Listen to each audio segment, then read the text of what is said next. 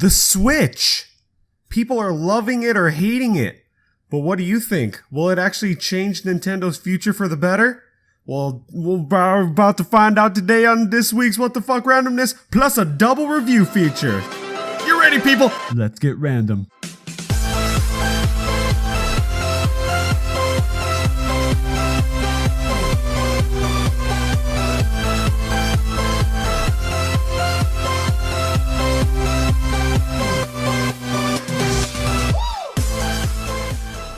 Heyo everybody! Welcome back to What the Fuck Randomness with me, talking to you. Did you miss me? No? Anyway, hello everybody. How are you all doing? I'm really missed doing these kind of reviews again. I mean, they are fun. It just takes a while to edit them and stuff, and making scripts, it's not a good thing. But I never thought that I'd make a review on a console, but hey, the first time's for everything, am I right? Along with this review though, I will also be talking about my thoughts on this year's E3, even though I'm a little bit late to the party and yeah, again, I'm sorry, I've been busy, but let's get on with it. The Switch is Nintendo's newest console, and over the time it's been released, I have seen so much hate but also so much love for it. The whole system of Nintendo's fans are very bipolar. When I first saw the Switch, I thought it was pretty good looking, but of course, with much love coming out of the fan base, there's always some kind of darkness that lurks everywhere you look. It's like when you have like a tasty piece of chicken from your local fast food restaurant, and while you're enjoying that slaughtered rooster paste, you bite into a vein or whatever those chewy bits are, and that chewy bit is the hate within every fan base. And just like eating chicken, you may sometimes find more than one chewy bit. That's how hate spreads. Sure, it could be on the developer's fault, but not without also being on the fans' fault for being upset about stupid shit that doesn't even matter to most of the fans. I say, the television port on the Switch is scratching my screen. Who cares? Just put a soft surface over it and you'll be fine. My game screen has a dead pixel on it. Who cares? Just refund or wait till they improve the product. My Joy-Cons are getting stuck when I accidentally switch the sides when they go on. Maybe you should look and be more observant on the controllers before you put them in. Plastic ports. Who cares? Not that many games to choose from. Who cares? Not 1080p. Who cares? If you're gonna buy a console that just came out not long ago that still needs touching up, then why even buy it? If you're just gonna do nothing but to complain about it, why even go through all the trouble of waiting in line to buy this thing? This is why I don't have a Switch yet, because I want them to work out these kinks and see how they can improve their console. I don't want to hate on this thing. This thing could really make or break the future of Nintendo. So Nintendo, I really hope that this can, really help with... I know you're really not seeing this, Nintendo, but come on, just give me some closure. All they need to do is just fix these kinks. And once they do that, there'll be no more, or at least not as many, whining kids that'll be complaining that their games on the Nintendo Switch aren't HD 1080p 60 frames per second. So from what I'm saying right now, you might already predict my final verdict for the Switch. But let me talk more about the good things about the Nintendo Switch. The Switch has already shown a great amount of promise of games, from Splatoon 2 to Breath of the Wild, and also there are some pretty good remakes like Mario Kart 8, plus the new additions with this ARMS game. This is kind of revolutionary though once you think about it.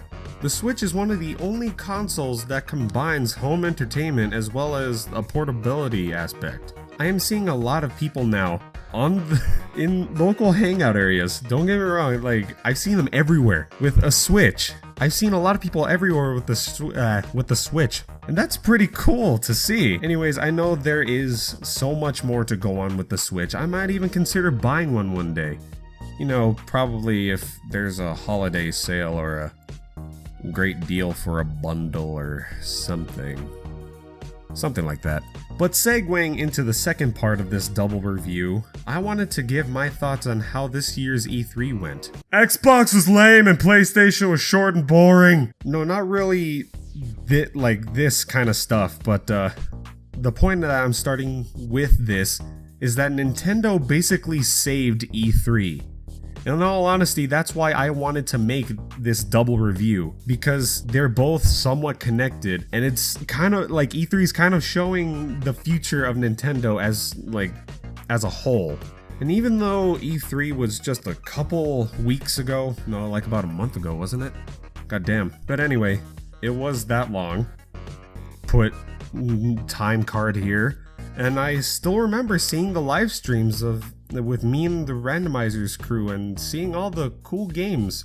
I'm not gonna name all my favorites, but my all-time favorite was definitely Assassin's Creed Origins and Marvel vs. Capcom Infinite, even though the characters do need a redesign. But that was just for the Xbox versus PS4 disputes. Now with Nintendo, almost everything they showed us was pretty damn good. The announcements of the 2 Metroids, Super Mario Odyssey, everything put a smile on my face and wanted me to get a Switch. Does this mean that Xbox and PS4 were bad? No. It just means that Nintendo won over this year's E3. And that's actually what I wanted to see, making Nintendo shine. It wanted to shine now after so many years. Nintendo was just like, oh, we at least, we're trying.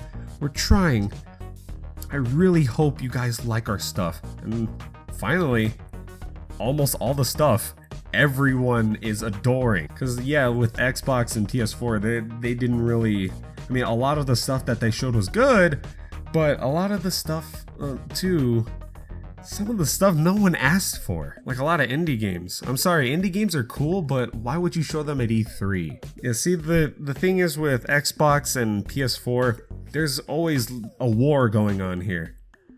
And yeah, you may like hear from other people saying they're like, oh, this year's E3 was very cringy, I don't like it.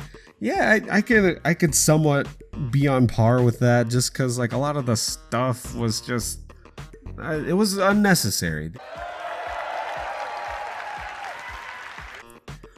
But either way, that's my opinion. I honestly thought that Nintendo saved E3. What do you think though? I just really wanted to, I'm really happy.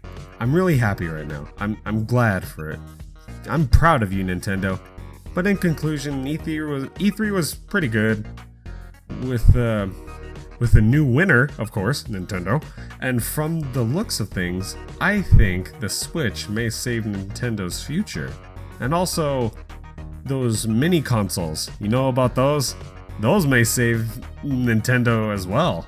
That's going to be amazing. I really hope, and some of my friends from the Randomizers crew, Bobby and Don, I think Ruben, I don't think I discussed it with him. We're really hoping that there's going to be a mini GameCube, because that would be awesome. The only thing that we have that's closest to that if we don't have a GameCube anymore is the Wii. And I don't even have my Wii anymore, which really sucks. But I'm rambling. But anyways, I hope you all enjoyed another review from me. Again, sorry for not posting sooner. That's why I created the What the Fuck Randomness minis, just so I could fill in the gap.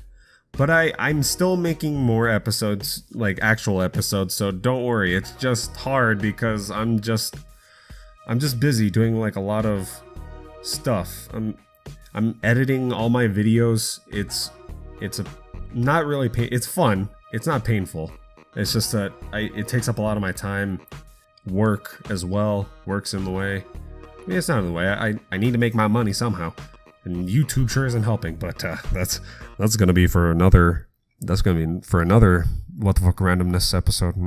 So stay tuned for that. And I'm also waiting on my friend Chao to make me some things for these episodes of What the Fuck Randomness, just to make it look like more better, like for you guys to watch, instead of just either just one picture of me or just a lot of other like random videos and stuff compiled into these episodes.